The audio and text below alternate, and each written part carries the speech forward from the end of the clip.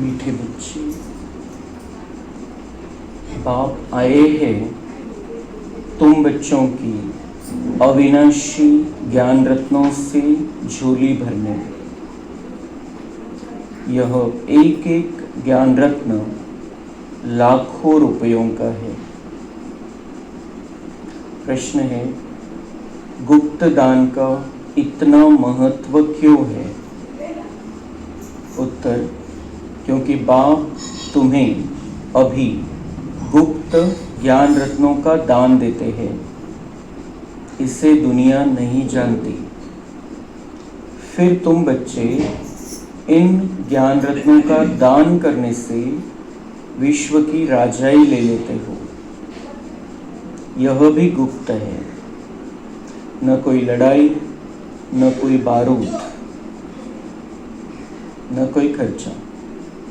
गुप्त रीति से बाप ने तुम्हें राजाई दान में दी, इसलिए गुप्त दान का बहुत महत्व है।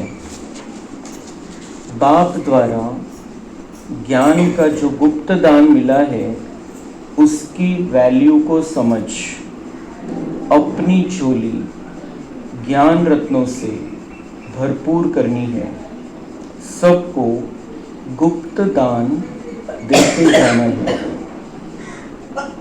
इस कयामत के समय जबकि वापिस जाना है, तो अपना सब कुछ सफल करना है, प्रीत बुद्धि बनना है।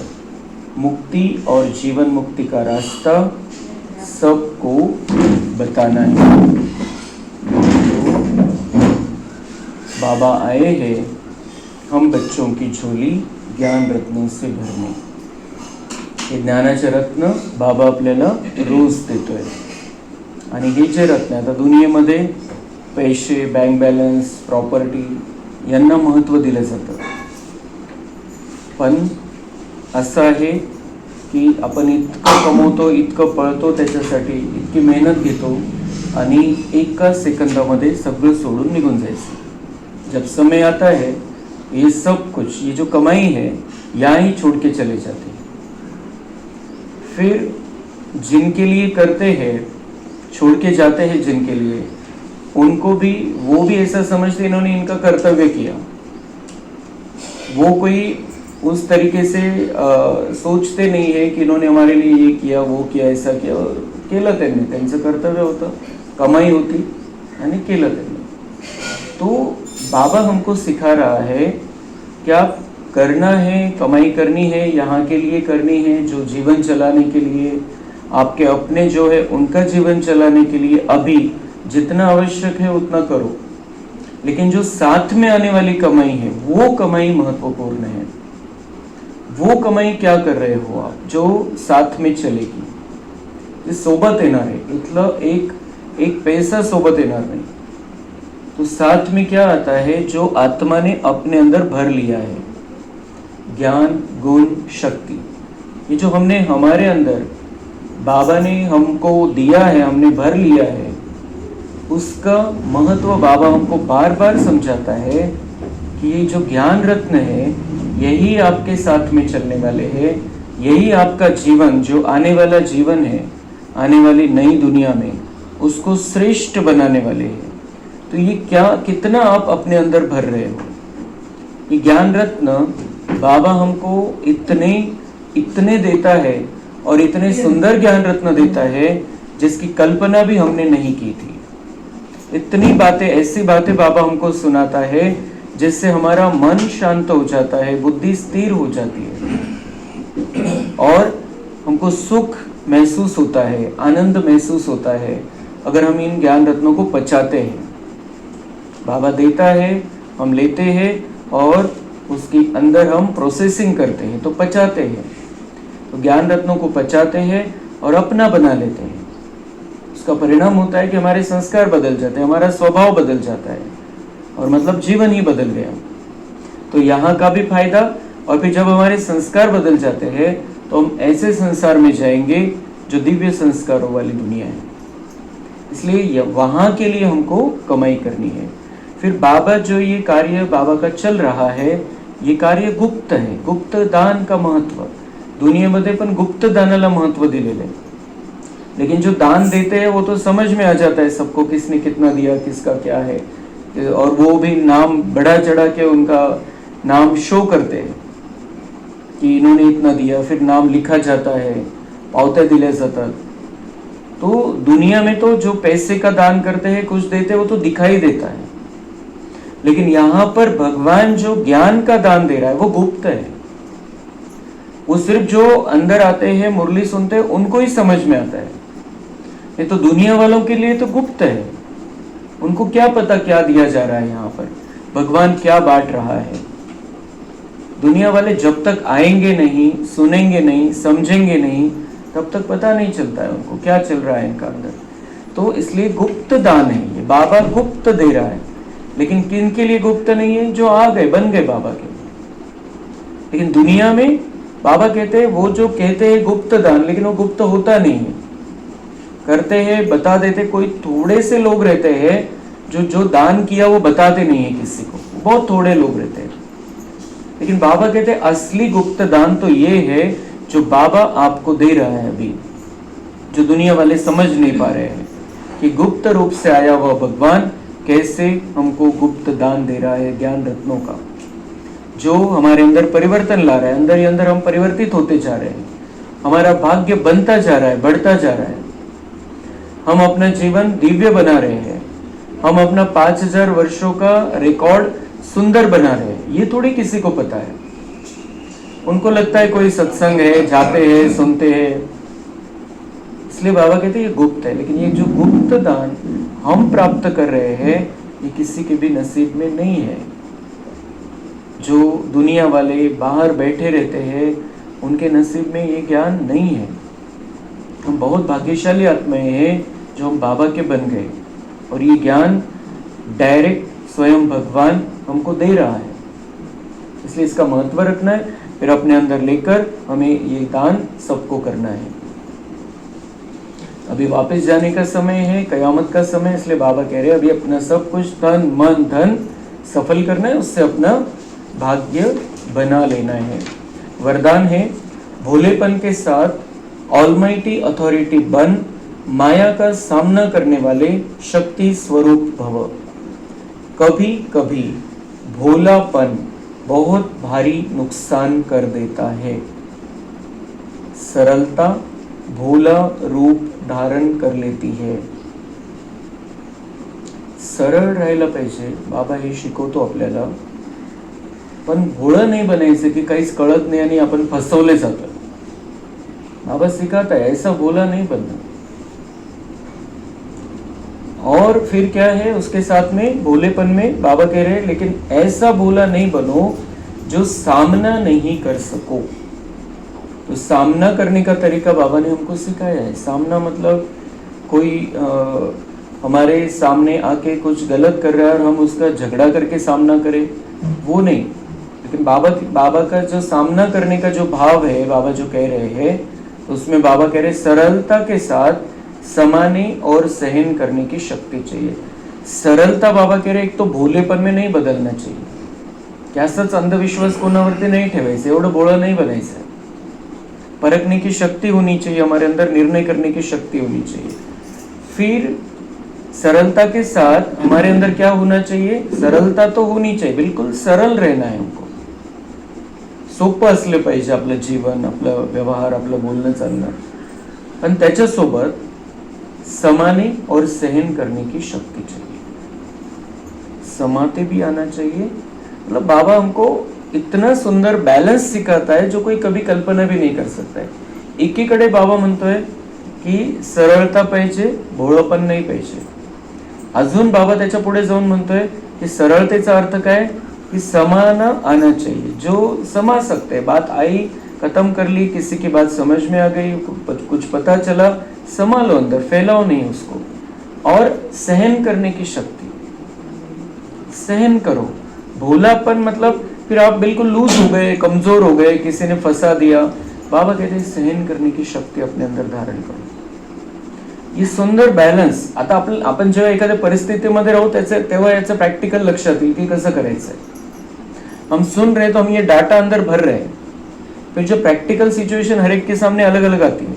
कब सामना करना है, कब सहन करना है, कब सरल बनना है, कब फिर परखना है, कब निर्णय करना है, ये हमको समय पर देखना है. लेकिन हमारे अंदर ये सारे गुण होने चाहिए.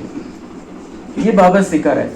भोळं बनायचंय म्हणजे बिलकुल काहीच कळत नाही असं, आणि दुसरं की आपण डाऊन झालो एकदम, कोणती परिस्थिती आली तो परिस्थिति के समय शक्तिशाली रहना है, सामना करते आना चाहिए, उसको अंदर समाते आना चाहिए हमको. जैसे बाप भोलानाथ के साथ ऑलमाइटी अथॉरिटी है, ऐसे आप भी भोलेपन के साथ साथ शक्ति स्वरूप भी बनो. तो माया का गोला नहीं लगेगा. माया सामना करने के बजाय नमस्कार कर लेगी.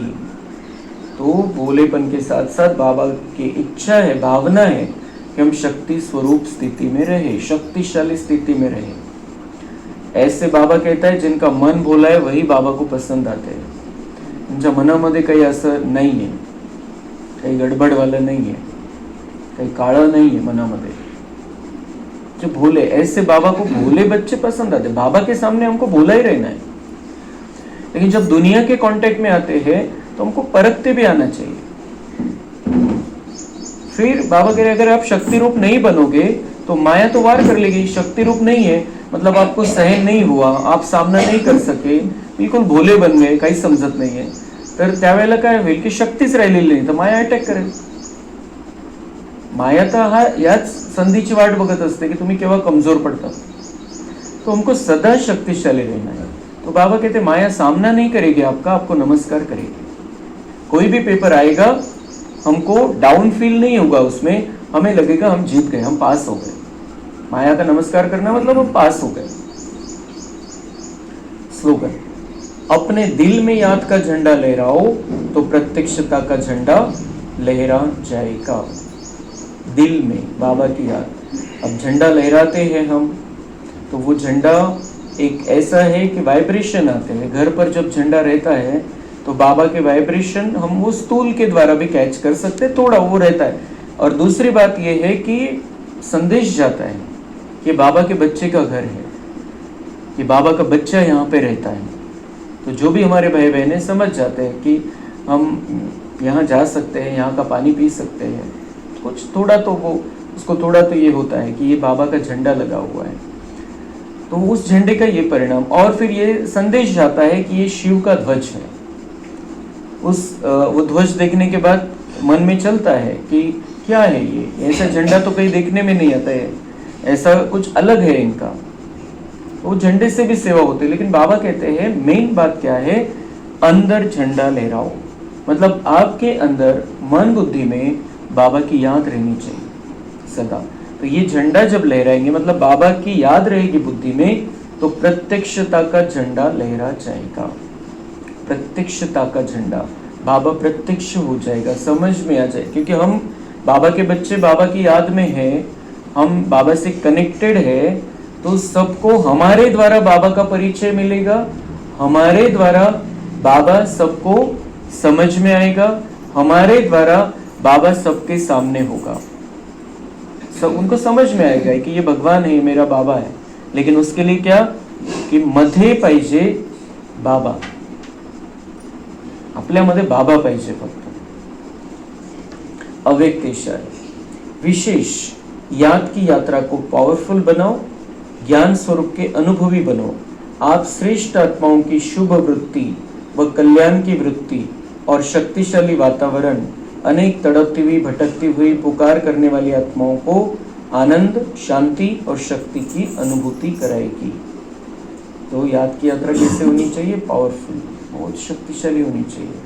बाबा की याद शक्तिशाली कब बनेगी, जब बाबा के सिवाय कोई नहीं है बुद्धि में, तो वो पावर रहेगी. याद में भी पावर रहेगी, करंट आएगा बाबा से.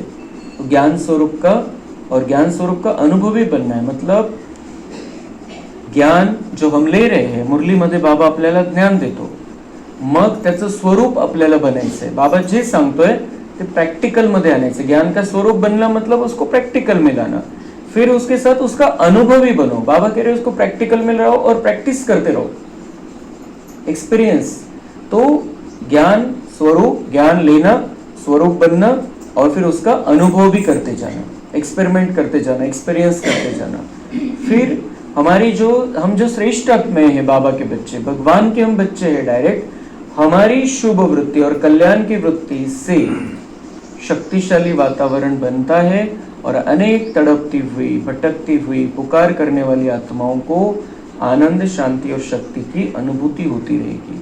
म्हणजे इतकी वृत्ती आपल्याला अशी चांगली बनवायची की सगळ्या कोणाच्याही अकल्याणाची भावना नाही, कोणाचे अशुभ करायचं आपल्या मनामध्ये नाही।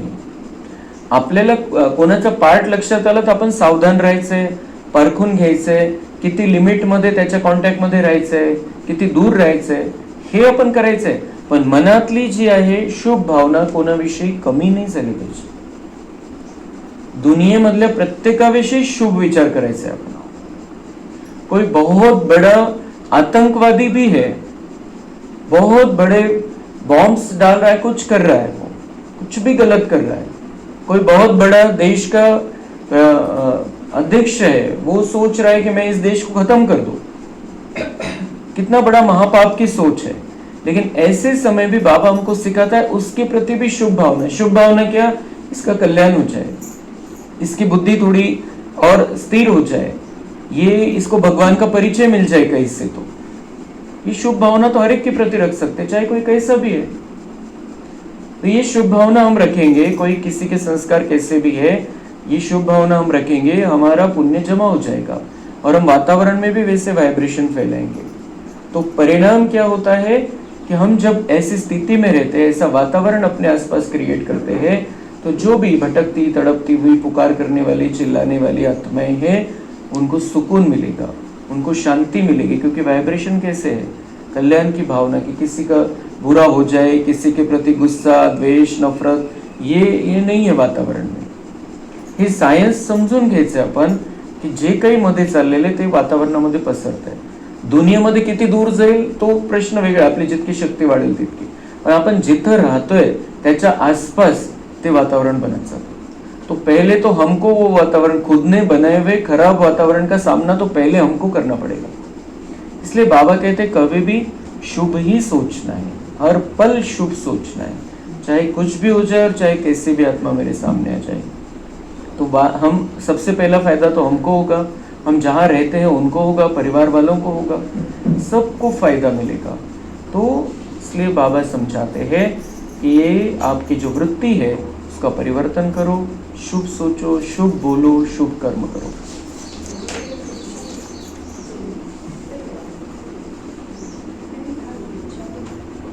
ओम शांति। तुम बच्चे जैसे ब्रह्मा बाबा और शिव बाबा शांति धाम के रहने वाले हैं, तुम बच्चे भी शांति धाम में रहने वाले हो, निराकार देश में रहने वाले आए हो साकारी देश में पार्ट बचाने। क्योंकि यह ड्रामा है ना, बच्चों को ड्रामा के आदि मध्य अंत का ज्ञान बुद्धि में भरा हुआ है, ऊपर से लेकर नीचे तक, ऊंच से ऊंच भगवान, उनके साथ बच्चे। इन बातों को अच्छी रीति समझो, तुम्हारे सिवाय यह ज्ञान कोई में है नहीं। तुम पढ़ते हो खुदाई स्कूल में, भगवान उवाच, भगवान तो एक ही है, कोई 10-20 भगवान नहीं है। हम कहाँ पढ़ते हैं? खुदाई स्कूल में, खुदा ने बनाई हुई स्कूल में। ये खुदा ने बनाई हुई पाठशाला है, भगवान की पाठशाला में हम पढ़ते हैं। भगवान एक ही है, ऐसे 10-20 भगवान नहीं है, एक ही भगवान है शिव बाबा। जो भी सभी धर्म वाले हैं, उनकी जो भी आत्माएं हैं, सबका एक ही बाप है। इससे बड़ा शक्तिशाली महावाक्य कोई हो नहीं सकता है, जो किसी को पता नहीं है दुनिया में। इसलिए तो बाबा कहते गुप्त ज्ञानी है, ये हमको पता है सिर्फ। क्या कह रहे हैं बाबा? कि जो भी सब धर्म वाले हैं, जो भी सब धर्म वाले, जितने भी धर्म है दुनिया में, उनकी जो भी आत्माएं, उस धर्म में जो भी आत्माएं हैं, जो भी मनुष्य है उस धर्म के, उन सभी का भगवान बाप एक ही है, सबका बाप, सभी आत्माओं का बाप। कोई किसी भी धर्म का है, दुनिया के कितने धर्म है, दुनिया में कितने जाति पंथ मठ क्या क्या है दुनिया में, उन सब का एक ही बाप है। जो जिन्होंने धर्म स्थापन किए उनका भी बाप शिव बाबा है। मतलब जितनी भी आत्माएं इस दुनिया में, जितने भी पाठधारियों को हमने भगवान समझा, वो सब भगवान के बच्चे हैं। राधा कृष्ण, राम सीता, यीशु, गौतम बुद्ध, महावीर, ये सब जो भी है, जिनके भी हमने आराधना की, वो सब महान है। त्याच्यात तर प्रश्नच नाही। प्रत्येकाचा पार्ट खूप विशिष्ट पार्ट आहे या ड्राम्यामध्ये, आणि तो त्यांचा पार्ट आहे म्हणून हे नाटक इतकं सुंदर झालेलं आहे। म्हणून तर बाबा म्हणतात की मला हा ड्रामा खूप पसंद है। इतने सबके पार्ट है, इतना सुंदर ये नाटक है, मतलब सबके पार्ट अच्छे हैं। सिर्फ प्रॉब्लम क्या हो गया कि उसको भूल गए सब हम सब एक बाप के बच्चे हैं। राधा कृष्ण सहित हम सब एक बाप के बच्चे हैं। ये बहुत बड़ी बात है, किसी को पता नहीं है ये। और क्यों पुकारते हैं फिर हर एक मूर्ति के सामने जाके पुकारते, तो माता पिता हम बालक तेरे, तो कैसे हर एक कैसे हो सकता है? श्रीरामाच्या मूर्ती समोर गेलं तरी पुकारतात, श्रीकृष्णाच्या मूर्ती समोर गेलं तरी पुकारतात कि तू माता पिता। सब कैसे, सभी जिनको इष्ट मानते हैं वो कैसे भगवान माता पिता हो सकते हैं? भगवान भी नहीं हो सकते, माता पिता भी नहीं हो सकते। एक ही होना चाहिए ना माता पिता। तो ऊपर वाला जो एक है, जो इस चक्र में नहीं आता है, वही ऊपर वाला है, जो ऊपर ही रहता है, सिर्फ हमको निकालने के लिए इधर आता है। इसलिए वो ऊपर वाला एक ही है और सब धर्म वालों को मुक्त करने वाला है, सब धर्म वालों को सच्ची राह दिखाने वाला है। एक जन मध्ये बसा, जागा नहीं।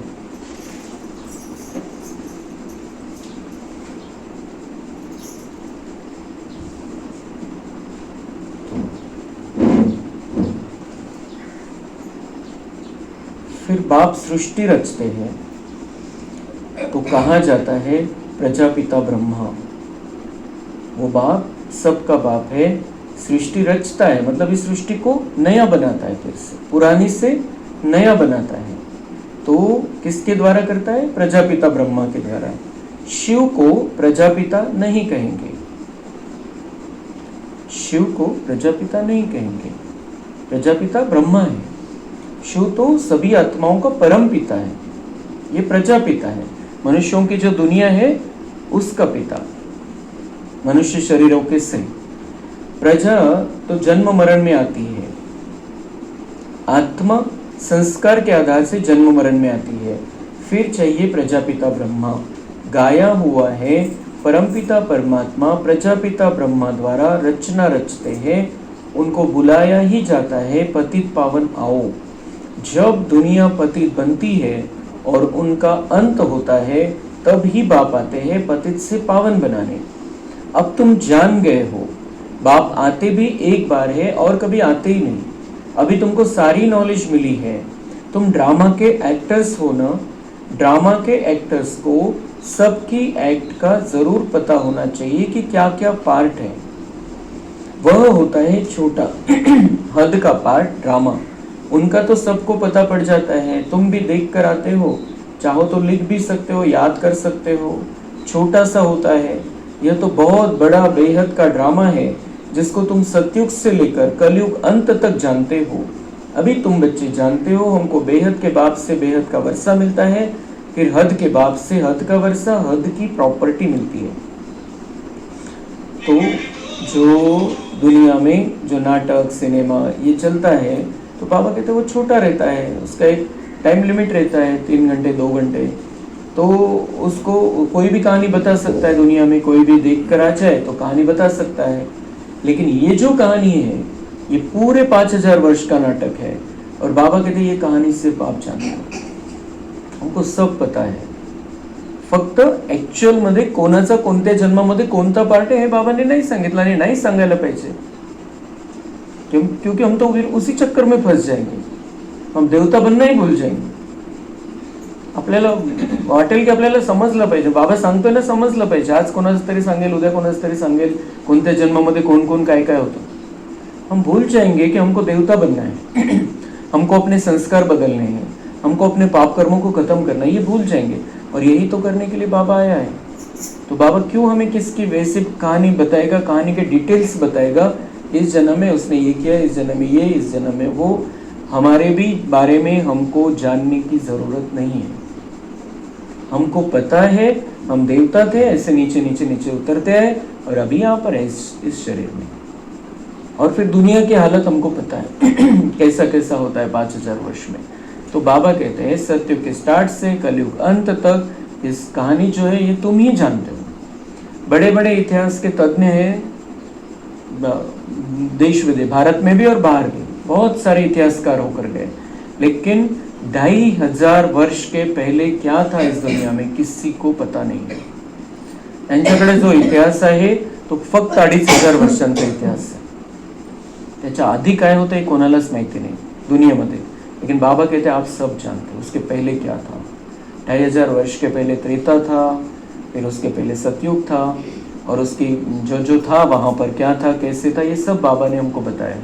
इसलिए बाबा कहते हैं ये आपके सिवाय कोई भी नहीं जानता. दुनिया का इतिहास, दुनिया के बारे में सत्य ज्ञान आपके सिवाय किसी को भी नहीं है. इतने हम महान आत्माएं हैं. जो द्वापर के ऋषि मुनि भी इसको नहीं जानते थे, सतयुग के देवता भी इसको नहीं जानते थे. इतने महान. इसलिए तो बाबा कहते हैं ये ब्राह्मण जीवन सर्वश्रेष्ठ जीवन है. तुम ही पूज्य जो पूज्य थे सो फिर पुजारी बने हो. फिर भी सुख तो रहता है, दुख तो सिर्फ अभी होता है. तुम ही जो पूज्य थे सो फिर पुजारी बने. द्वापर में हम हमारी स्थिति कैसी थी, पूज्य स्थिति थी, देवता थे हम. और द्वापर में हमने पूजा स्टार्ट की तो पुजारी बन गए हम. लेकिन और सुख ही सुख रहता है. अब हम पुजारी भी बन गए द्वापर में, पूजा करने लगे, भक्ति करने लगे. तो बाबा कहते लेकिन फिर भी तब सुख ही रहता है, दुख तो सिर्फ अभी होता है. आता दुख झालेलं आहे. हे जे जन्म आहे आपले 1 2 3 4 शेवटचे, अभी दुख होता है. बाबा कहते सुख तो रहता ही है. आप भक्ति करते हो, पूजा करते हो, लेकिन फिर भी सुखी रहते हो. और वो हमने रास्ता चुना था सुखी रहने के लिए, मन को स्थिर रखने के लिए, मन को शांत रखने के लिए. कहीं तो जुड़ा होना चाहिए, तो हमने ही बनाया हुआ रास्ता. हम उस रास्ते पर चलते थे. द्वापर से हमने ये भक्ति का रास्ता हमने बनाया. दुनिया वाले क्या भक्ति करेंगे, हम बहुत महान भक्त है, हमने बहुत भक्ति की है और बहुत अच्छी भक्ति की, श्रेष्ठ लेवल की भक्ति की है. हमने पहले शिव की भक्ति की, फिर लक्ष्मी नारायण की भक्ति की, फिर हमने वो ही चालू हो गया, फिर राम सीता की भक्ति. नीचे उतरते हम नीचे उतरते गए, दुनिया भी नीचे उतरती गई. फिर 5 तत्वों की भक्ति भी चालू हो गई. लेकिन बाबा कह रहे आपने ये रास्ते निकाले थे, ठीक था, अभी कुछ ना कुछ तो चाहिए. तो बाबा कभी भी भक्ति मार्ग की निंदा नहीं करता है. सिर्फ ये लास्ट समय में बाबा क्या कहता है, जब मुझे याद करो, कर लिया ना सब कुछ, वही तो करते आए द्वापर से, सब कुछ कर लिया, आपने अपने तरीके निकाले और अपने आप को सुखी रखा. बाबा कह रहे सुखी रहे, पुजारी बने लेकिन सुखी रहे. लेकिन अब आज की हालत देखते हुए बाबा कहता है कि भक्ति में शक्ती नाही रही है, तो मुझसे जुड़ जाओ, शक्ती ले लो. सिंपल गोष्ट आहे. आपण कोणाची निंदा करत नाही, कोण काय करते. पण आता क्लॅरिटी बाबांना का बरं द्यावी लागते की आता ते जे करायचं होतं ते केलं, त्याच्यामध्ये आता तुम्हाला काही प्राप्त व्हायसारखं राहिलेलं नाहीये. कारण इतकं वातावरण खराब झालेलं, तुम्ही कुठेही गेले तर काही शांती मिळणार नाही.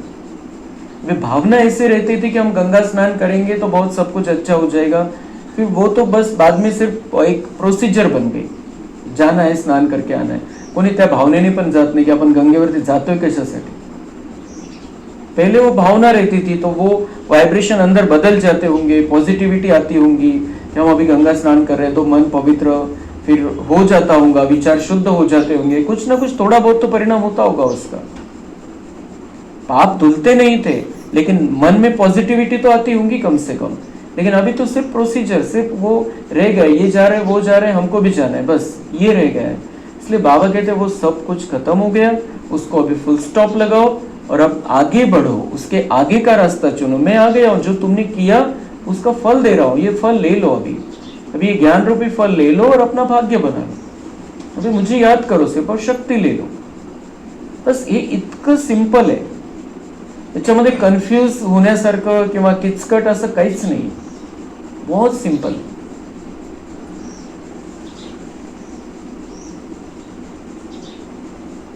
अभी तमो प्रधान में भी तुमको सुख है, कोई लड़ाई झगड़े की बात नहीं. बाबा कह रहे अभी तमो प्रधान बने थे और आप इतने महान हो जो आप अपने आप को सुखी रख सकते थे, रख रहे. हम बाबा के बनने के पहले भी ऐसे थोड़ी था कि हम बहुत परेशान, बहुत डिप्रेशन में थे, बहुत समझ में नहीं आ रहा था क्या करूं. ऐसा बहुत ज्यादा, बहुत सारे बच्चे जो बाबा के हैं उनका जीवन पहले भी अच्छा था. बाबा का बनने के बाद हम 5000 वर्ष की कमाई करते हैं, लेकिन यहाँ पे भी जब हम लास्ट में आए, बाबा का बनने के पहले भी हमारे संस्कार ठीक ठाक ही थे. इसलिए तो बाबा ने हमको सिलेक्ट किया है. 10-20% आत्माएं ऐसी होती है इस ज्ञान में जिनके संस्कार खराब होते हैं, लेकिन फिर भी बाबा उनको चुन लेता है, क्योंकि वो क्वालिटी उनमें है.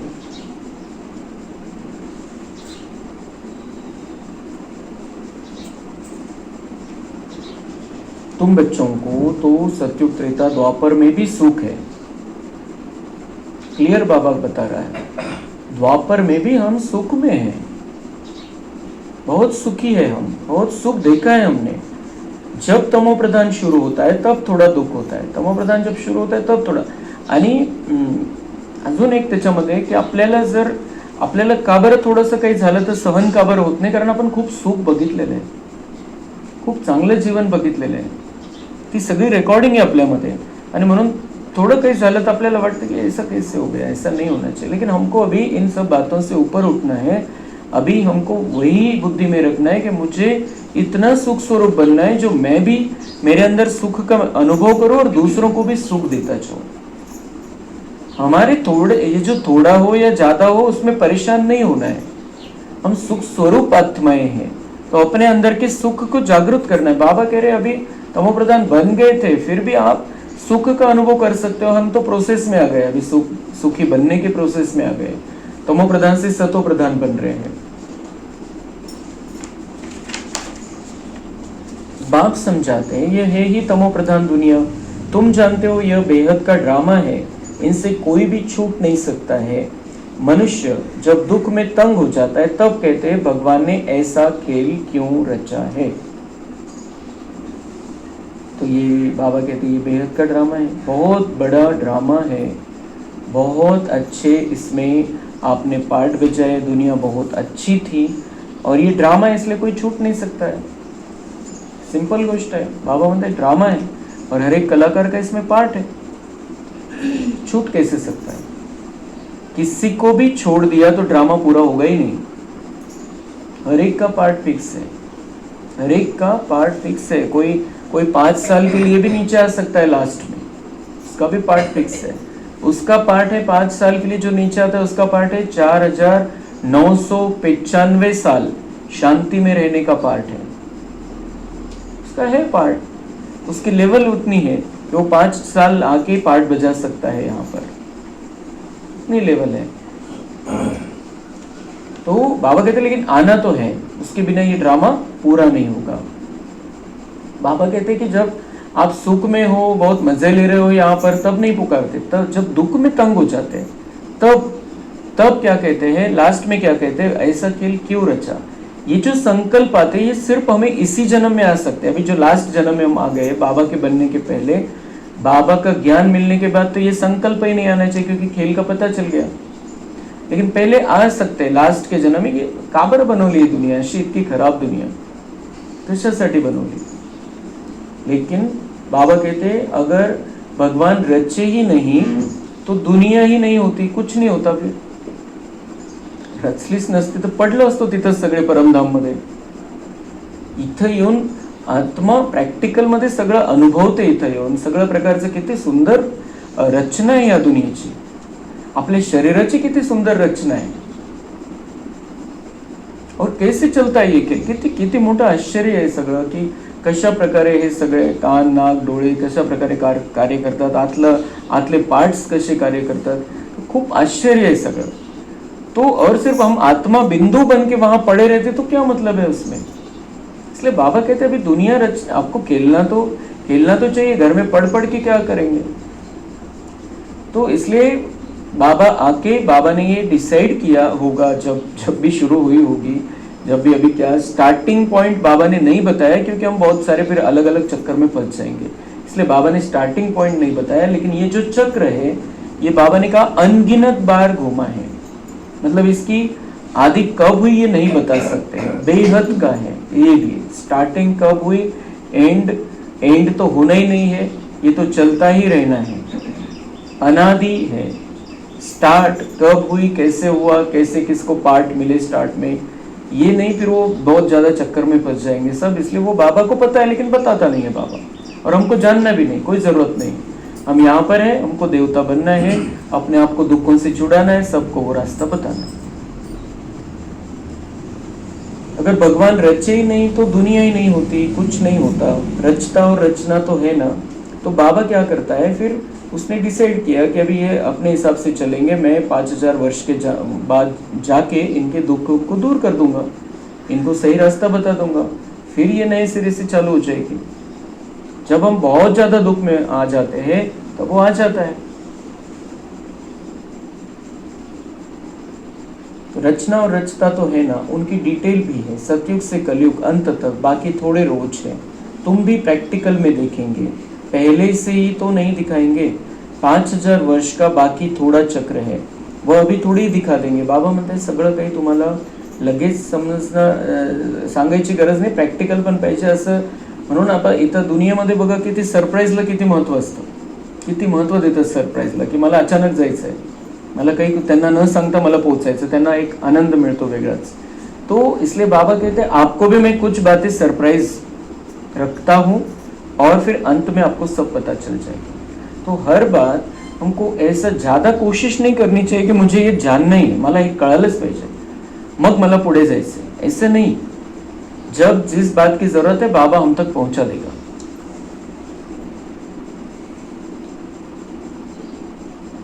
तो बाबा कहते 5000 वर्ष का बाकी थोड़ा चक्र है, वो अभी थोड़ी दिखा देंगे, पूर्ण कसं दाखो। बाबा कह रहे ये चल रहा है चक्र, देखते जाओ,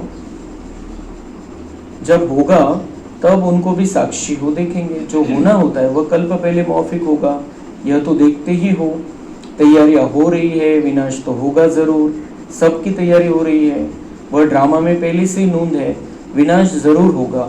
अब तुम बच्चों को बाप समझाते हैं, आत्मा जो तमो प्रधान बनी है यहाँ सतो प्रधान बनाना है, यह तुम अभी समजते हो। बाबा म्हणते एवढं समजून घ्या की तुम्ही तमोप्रधान झाले होते, आता सतोप्रधान बनायचंय। तमोप्रधान झाले होते म्हणजे काय, आपल्यामध्ये विकार आले होते, आपल्याला टेन्शन यायचं, चिडचिड व्हायची, व्यर्थ चालायचं मध्ये। तो बाबा कह रहे अभी क्या करना है, अभी इसका उलट करना है, अभी स्वच्छ शुद्ध बन जाना है, शांत बन जाना है, सबको सुख देना है, सबके कल्याण का सोचना है, अपनी ऊंची क्वालिटी की धारणाएं करनी है, पवित्रता को धारण करना है। बाप गुप्त आते हैं, गुप्त ही तुमको ज्ञान दे रहे हैं, दुनिया में कोई नहीं जानते, गुप्त रीति तुम विश्व का राज्य लेते हो, कोई भी आवाज नहीं, बिल्कुल ही गुप्त दान कहा जाता है ना। बाप आकर बच्चों को अविनाशी ज्ञान रत्नों का गुप्त दान देते हैं। बाप भी कितना गुप्त है, कोई नहीं जानते हैं, ये सब कहाँ जाते हैं, ब्रह्मा कुमार कुमारियाँ क्या करते हैं, कुछ समझते नहीं। तुम बच्चे जानते हो बाबा कितना गुप्त है, तुम बच्चों को गुप्त विश्व का मालिक बनाते हैं। न कोई लड़ाई, न कोई बारूद, न कोई खर्चा। यहाँ तो एक छोटा गांव लेने में ही कितने झगड़े मारामारी चल पड़ती है। तो बाप आकर गुप्त दान देते हैं, अविनाशी ज्ञान रत्नों से तुम्हारी झोली भरते हैं, कहते हैं भर दो झोली शिव भोला भंडारी। तो बाबा ज्ञान रत्नों से झोली भरते हैं। बाबा कहते हैं अभी आप राजा ही ले रहे हो, विश्व का मालिक बनना है, लेकिन आप कोई लड़ाई नहीं करते हो, आपके पास कोई बारूद नहीं है, या फिर कुछ खर्चा करके, जैसा वो इलेक्शन के समय कितना खर्चा करते हैं पद प्राप्त करण्यासाठी किंवा सदस्य बनण्यासाठी, किंवा मग कोणाकोणाला पैसे देऊन मत विकत घेतात। तो बाबा कहते हैं ऐसा तो कोई आपको खर्चा नहीं करना है, आपके पास तो कोई ऐसे बॉम्ब नहीं है जो आप किसी को खत्म कर दोगे और आप राजा बन जाओगे। ऐसा नहीं, ये बाबा कह रहे हैं सारा गुप्त चल रहा है, अंदर की प्रोसेस चल रही है. तुम्ही स्वतःला राजाई करण्याच्या लायक बनवताय. तुमच्यामध्ये राजा बनण्याचे लक्षण तुम्ही धारण करताय. ये चल रहा है और फिर हमको पार्ट मिल जाएगा. वो ये पार्ट प्राप्त करने की प्रैक्टिस है और पार्ट मिल जाएगा हमको सत्युग में. इतना सिंपल है. तुम जानते हो शिव बाबा हमारी अविनाशी ज्ञान रत्न से झोली भर रहे हैं. तो एक एक रत्न लाखों रुपयों का है, कीमत ही नहीं लगा सकते, लेकिन फिर भी अगर लगानी है कीमत तो बाबा कहते एक एक रत्न, एक एक पॉइंट ज्ञान का लाख रुपए का है. मतलब इतनी प्राप्ती हमको होगी. इतकं काही आपल्या, आपण जसं आता हे ज्ञान घेतोय आणि याचा रिझल्ट काय असणार आहे की आपले सोन्याचे महल राहतील. तो बाबा कहते कि लगाओ कीमत. फिर ये ज्ञान लेने की वजह से आपके पास इतनी प्रॉपर्टी होगी, इतने मालामाल आप रहोगे, तो एक एक ज्ञान रत्न की कीमत लगाओ. तो बाबा कह रहे पकड़ लो एक एक लाख. तुम कितने रत्न देते हो, फिर तुम कितने दानी बनते हो, तुम कितने, हम बाबा के कार्य में अपने पैसे भी लगाते, धन है यहाँ पर तो हम लगाते, सफल करते हैं हम, उसी के हम बाबा के साथ हिसाब करते हैं. जो भी हम ईश्वरीय कार्य में अपना धन लगाते हैं तो उससे हमारा भाग्य बनता है. तो बाबा कह रहे आप रत्न भी देते हो, मतलब आप अपना रुपया भी इस कार्य में लगाते हो और दानी बनते हो. हम दानी बन रहे हैं. हम जो बाबा से प्राप्त हो रहा है सुख शांति प्रेम, वो सबको देते जा रहे हैं. उससे भी भाग्य बनता है. वह भी गुप्त है. देवताओं को कितने हथियार भुजाएं आदि दे दी है, वास्तव में है कुछ भी नहीं. सतयुग में देवताओं को इतनी भुजाएं आदि तो होती नहीं. सतयुग में कैसे होते हैं, जैसे लक्ष्मी नारायण को दिखाया, दोनों आता है. देवताओं को कितने दिखाए हैं, कितने भी दिखाते हो, देवियों को देवताओं को. बाबा कह रहे ऐसे 2 हात 5 बोट आहे, 6वं जरी बोट आलं तर म्हणतात की प्रॉब्लेम आहे, व्यंग आहे असं म्हणतात. तो ये जो है हमारी जो शरीर है वैसे ही देवताओं का भी शरीर है, सिर्फ अंदर की रिकॉर्डिंग बदल गई है. बाकी फिर बाबा कहते हैं फिर कलयुग में कितने अनेक प्रकार के हथियार दे दिए हैं. कलयुग में जब देवताओं की मूर्तियां बनाई तो उनके हाथों में हथियार भी दे दिए. विनाश के लिए बॉम्ब्स है तो फिर तलवार बाण आदि क्या करेंगे. बाबा के जैसा रमणीक कोई भी नहीं है. बाबा कहते देवताओं के हाथ में तलवार और बाण देती है. तर बाबा म्हणतात बॉम्बने इतका विनाश होतो, तलवार आणि बाणाने काय करणार. आता तलवार आणि बाणाची लढाई तर त्याच्यापेक्षा तर किती पॉवरफुल है. बॉम्ब्स सब बनाए, मिसाइल्स है, बटन दबाते ही काम हो जाता है. तो देवता तलवार और बाण लेके लड़ाई करेंगे क्या. बाबा कह रहे वो तो देवताओं को दिखाना ही गलत है कि वो हिंसक शस्त्रास्त्र, वो दिखाना ही गलत है. एक तो वो दिखाना गलत है. फिर बाबा कह रहे दिखाए तो फिर अभी बॉम्ब्स मिसाइल्स है, तलवार बाण से क्या करेंगे लड़ाई. तुम कहते हो ज्ञान खड़क ज्ञान तलवार, तो उन्होंने हथियार समझ लिए. काबर बनवल्या मूर्ते बनवणाऱ्यांनी जो, और उन्होंने मतलब हमने ही कुछ रास्ता बताया था, हमने ही किया ये सारा कुछ भक्ति मार्ग में भी अपने पहले जन्मों में. बाबा कह रहे लेकिन अभी संगम युग में हम कहते ज्ञान खडक है, ज्ञान तलवार है, तर त्यांनी मग ती तलवार वगैरे त्यांच्या हातामध्ये, देवतांच्या हातामध्ये दाखवलं. लेकिन ये बात ज्ञान की है कुछ भी नहीं. देवता और तलवार ये 2 शब्द ही मैचिंग नहीं होते. किसी को हम देवता कहते हैं और उसके हाथ में तलवार, मैच होत नहीं. देवता किसी के बारे में अशुभ भावना भी रख दी तो उसको हम देवता नहीं कह सकते. तलवार तो बहुत दूर की बात है. तुमको तो गुप्त दान मिलता है, तुम फिर सबको गुप्त दान देते हो. तुम जानते हो बाबा हमको श्रीमत दे रहे हैं, श्रीमत है ही भगवान की. तुम जानते हो हम आते हैं नर से नारायण बनने. उनको सर्वगुण संपन्न, 16 कला संपूर्ण, दैवी गुणधारी कहा जाता है. दैवी गुण सिर्फ उन देवी देवताओं में होते हैं, फिर कलाएं कम होती जाती है. जैसे संपूर्ण चंद्रमा की रोशनी अच्छी होती है, फिर कम होती जाती है. कम होते होते बाकी एकदम पतली लीक बच जाती है. सारा गुम नहीं होता, लकीर जरूर होती है, जिसको अमावस कहते हैं. अब तुम्हारी है बेहद की बात. बाबा कह रहे हैं आप 16 कला संपूर्ण बनते हो, संपूर्ण चंद्रमा के जैसे बनते हो, पौर्णिमेचा चंद्र, आणि मग कला कमी कमी कमी कमी होत जाते आणि थोडीशी चंद्रकोर शिल्लक रहते. थोड़स बाबा कहते खत्म नहीं होता है, थोड़ा सा रहता है. तो ऐसे ही आपके अंदर भी जो कलाएं थी, जो संपूर्णता थी, जो दिव्यता थी, जो दिव्य गुण थे, कम होते होते पूरे खत्म नहीं हो गए, थोड़े से बच्चे थे, और फिर बाबा के जागृत कर देता है. अमावस्येची पुन्हा पौर्णिमा करतो बाबा आत्म्याची. अब तुम्हारी बेहद की बात, तुम 16 कला संपूर्ण बनते हो, दिखाते हैं कृष्ण के मुख में माताएं चंद्रमा दिखती है. यह है साक्षात्कार की बातें, जिसकी समझानी बाप बैठ देते हैं. अब तुमको संपूर्ण बनना है. माया का संपूर्ण ग्रहण लगा हुआ है, बाकी जाकर लकीर बचती है. तो क्या हुआ, हमारी कला कम हो गई, मतलब क्या हुआ, आत्मा छोटी नहीं झाली, पूर्ण होते आणि छोटी झाली असं नाही. ग्रहण लगा है माया का, ढक गया है. अंदर जो था, हमारे अंदर जो प्योरिटी थी वो ढक गई है विकारों के कारण. बाकी जाके लकीर बचती, सीढ़ी उतरते हैं, सबको सीढ़ी उतरनी है, तभी फिर सबको वापस जाना पड़े. तुम तो अभी थोड़े हो, आहिस्ते आहिस्ते वृद्धि होगी. पढ़ाई में बहुत नहीं पास होते.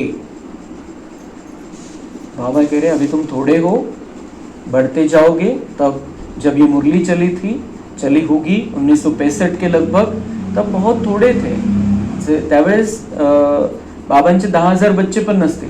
भारताच्या बाहेर तर नव्हतेच, पण भारतामध्ये 10,000 बच्चे पण नसतील. त्यावेळेला बाबांनी सांगितलं बढ़ते जाएंगे, धीरे धीरे धीरे धीरे बढ़ते जाएंगे. ये स्कूल बड़ा होता जाएगा, नए नए स्कूल के सेंटर्स खुलते जाएंगे.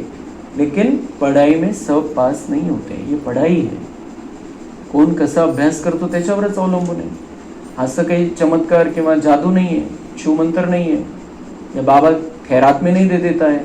लेकिन हमको पढ़ना है, जो बाबा सिखाता है उसको विचार करना है, धारण करना है अपने अंदर, और अपना जो धारणा है उसके आधार से, अधिकार से हमको ये पासिंग लेनी है, मार्क्स लेने हैं, भाग्य प्राप्त करना है.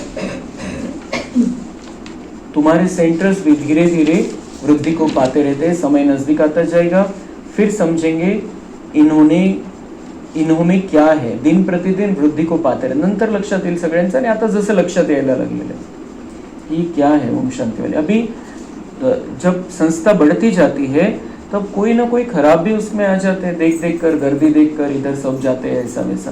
तो लेकिन 2-5% रहते हैं जैसे, और रहते हैं. बाबा कहते हैं आपको लक्ष्य दिया गया है, किसी को नहीं देखना इस संस्था में, दूसरे किसी को नहीं देखना. ब्रह्मा बाबा और मम्मा उनको देखना और वैसा पुरुषार्थ करना और आगे बढ़ना बस. क्योंकि बढ़ते जा रहे हैं, संख्या बढ़ती जा रही है, तो उसमें कोई खराब भी आ सकते हैं. अभी कहते हैं हमने समझा था ये कहाँ तक चलेंगे, खत्म हो जाएंगे.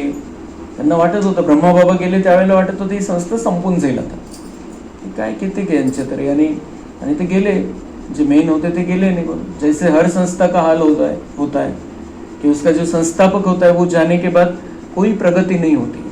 धीरे धीरे धीरे धीरे चल के वो खत्म हो जाता है, या फिर उसका दूसरा ही रूप हो जाता है. कुछ दूसरा कोणी त्याला ताब्यात घेतलं तर दुसरंच काहीतरी वेगळं होऊन जातं. लेकिन ये कार्य कोई ब्रह्मा बाबा का नहीं, ये कार्य शिव बाबा का है. इसलिए ब्रह्मा बाबा के जाने के बाद भी ये कार्य रुका नहीं, दादी प्रकाश मणि के जाने के बाद भी कार्य रुका नहीं, और अभी जो सभी दादियाँ चली गई है वो जाने के बाद भी कार्य रुका नहीं. कार्य तो बढ़ता जा रहा है, सेवाएं बढ़ती जा रही है, विस्तार होता जा रहा है.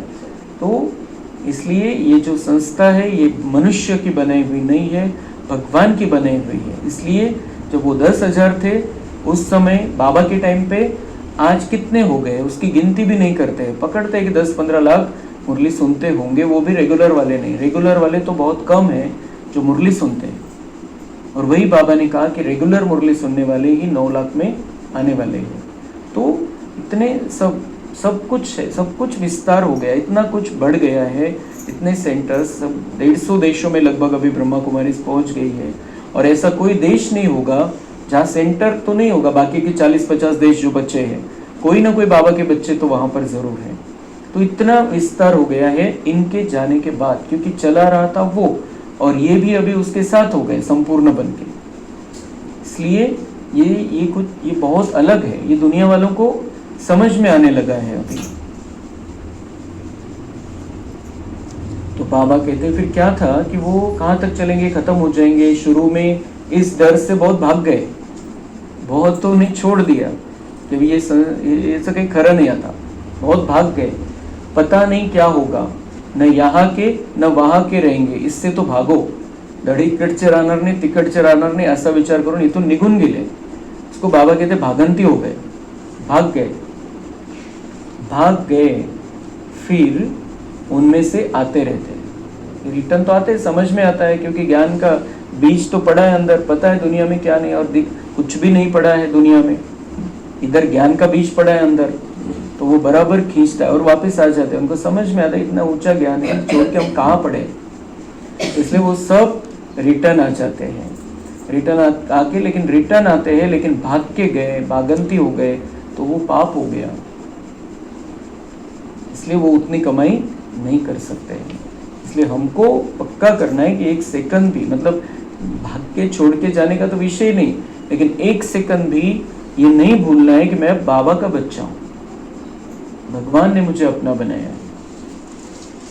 तो बाबा ये सब बातें हमको अच्छी रीति बैठ के समझाते हैं. बाबा कहते हैं भाग्यशाली हो, भाग्यशाली हो. शिव बाबा का हाथ तो मिला ना, शिव बाबा हाथ आगे बढ़ा रहा है, हमने बाबा के हाथ में हाथ दे दिया है. हमारे जैसा भाग्य किसका है, उसके हाथ में हाथ दे दिया है. भगवान के चरणों की धूल होना चाहते थे, उसने हमें उसके नयनों का नूर बना लिया. एक दिन आएगा सब सब आएंगे, जाएंगे कहाँ, कब कह रहे बाबा, जब 10,000 भी बच्चे नहीं थे, जब बाबा की ये मुरली चली होगी हिस्ट्री हॉल में, 50 बच्चे सुन रहे होंगे ये, क्योंकि बाकी सबको तो जो भी थे दादियों को वगैरह बाबा ने बाहर भेजा था. 50 आत्माओं के सामने मुरली चली, आज 15 लाख आत्माएं मुरली सुन रहे हैं. तो एक दिन आएगा सब समाज के यहाँ पर आएंगे, आर्य समाजी ये वो सब आएंगे, जाएंगे कहाँ, भगवान कितने अधिकार से कह रहा है, कहाँ जाएंगे, कहाँ, कुछ भी नहीं सब. और हम देखते आस्था के सभी आधार हिल रहे, जिथं आस्था ठेवली मनुष्यानी ते नंतर लक्षात येतं काहीच नाही था. कितना हमने वो उदाहरण देखा राम मंदिर का, इतना कितना क्या नहीं हुआ वो मंदिर बनाने के लिए, कुछ क्या क्या नहीं किया लोगों ने, बन गया मंदिर, लेकिन वहां की हालत क्या है अभी. अगर वहां के जो मेन संभालने वाले हैं वही चोर निकल जाए तो फिर और क्या, किसको क्या मिलेगा, वहां से क्या प्राप्ति होगी, कैसे वो उनकी सद्गति होगी, कैसे भाग्य का निर्माण होगा. इसलिए आस्था के जितने भी आधार है वो सब हिलने वाले. भगवान सीधी बात कह रहा है, जाएंगे कहाँ, कुठं जाना, उसके पास ही आना है सबको, क्योंकि सबका बाप है, बता दिया उसने कि मैं सबका बाप हूं. तो वो चाहता है कि मेरे बच्चे मेरे पास आ जाए, फिर से कहाँ भटक रहे हैं. मुक्ति, जीवन मुक्ति की हट्टी तो एक ही है, सजाए खाकर सबको मुक्ति में जाना है. यह है कयामत का समय, सजाए खाकर सबको मुक्ति में जाना है. जो आएंगे बाकी के लास्ट में आएंगे, कि उनको तो ये प्यार का रास्ता नहीं, हमको तो बाबा ने प्यार का रास्ता दिया कि मजे में रहो, मजे से अपने पाप कर्मों को खत्म करो, नहीं तो सजा है, मजा है नहीं तो सजा है. तो ये मजा का रास्ता बाबा ने हमको दिया. हम बाबा के प्यार में रहते हुए अपने पाप कर्म भस्म कर रहे हैं.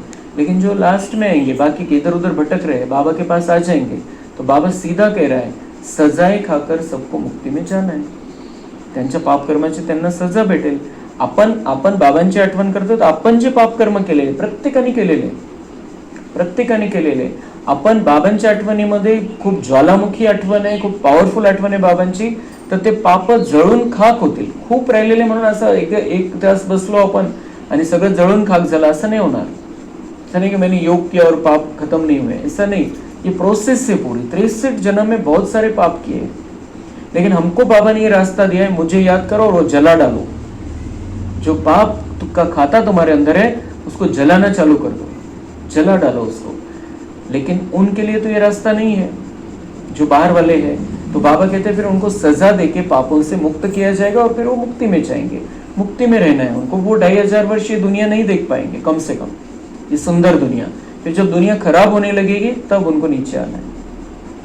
इसलिए हम बहुत महान भाग्यशाली आत्माएं हैं जो बाबा के पास आ गए हैं, और हम अब बहुत प्यार से बाबा को याद करके अपने पाप कर्मों से अब मुक्त हो सकते हैं.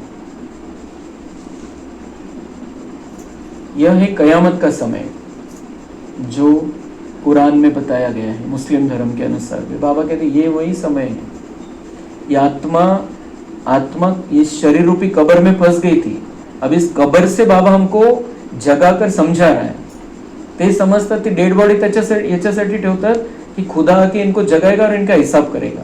वो डेड बॉडी तो पाच तत्व में मिल जाते हैं, ते थोडी राहणार आहे, त्याच्यामधली आत्मा निघून गेलेली, नूर तो चला गया, लेकिन वो समझते नहीं समझ में आता है उनको। कितना भी समझाए वो नहीं मानते इन बातों को। जो मान लिया जिन्होंने, वो बहुत भाग्यशाली है।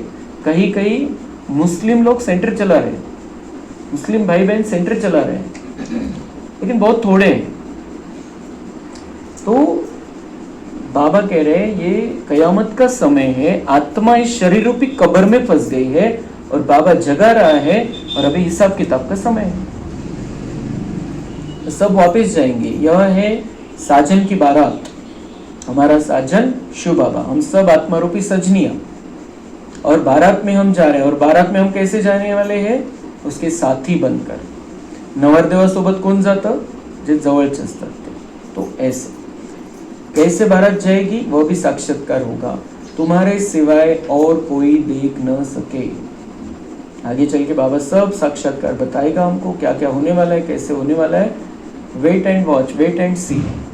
अभी हमको बाबा कह रहा है मेरा हाथ पकड़ के रहो लास्ट तक, आपको इतना आराम से मैं पहुंचा दूंगा सतयुग में। पहले परमधाम लेके जाऊंगा, आप सतयुग में आ जाओगे, आपको पता भी नहीं चलेगा दुनिया में क्या क्या भयानक सीन्स होके चलेगा, इतना।